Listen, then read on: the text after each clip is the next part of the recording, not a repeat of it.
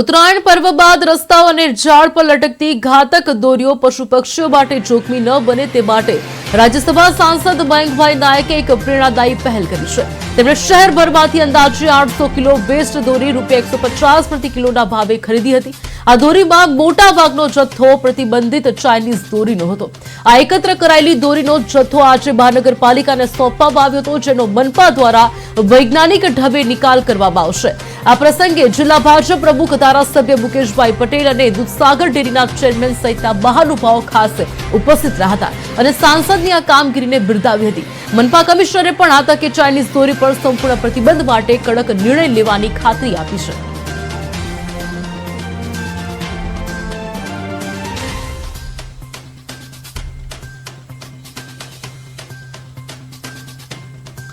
ઉત્તરાયણના તહેવાર પછી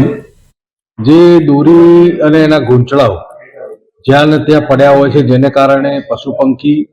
પર્યાવરણ અને સાફ સફાઈ, સ્વચ્છતા આ ત્રણેયને નુકસાન કરતું હોય છે।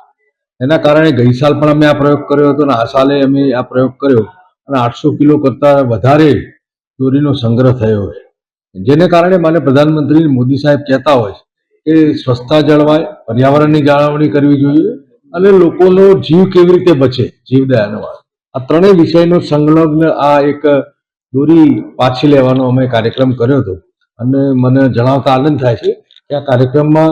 ખૂબ બધા નાગરિકો જોડાયા અને જેને કારણે આટલી બધી દોરી એકઠી થઈ છે। આ દોરી હવે કેવી રીતે નિકાલ થશે અને પ્રજાને શું મેસેજ છે કે અમે આ દોરીનો નિકાલ કોર્પોરેશનના કમિશનર આદરણીય રવિન્દ્ર ખટાલેજી અને અમારા આજે આ કાર્યક્રમ અમે રાખ્યો તેમાં અમારા જિલ્લા ભારતીય જનતા પાર્ટીના પ્રમુખ ગિરીશભાઈ, અમૂલના ચેરમેન આદરણીય અશોકભાઈ, અમારા ધારાસભ્ય આદરણીય મુકેશભાઈ પટેલ સહિતના આગેવાનોની ઉપસ્થિતિમાં આ તમામ દોરીનો જથ્થો અમે કોર્પોરેશનના હવાલે કર્યો છે અને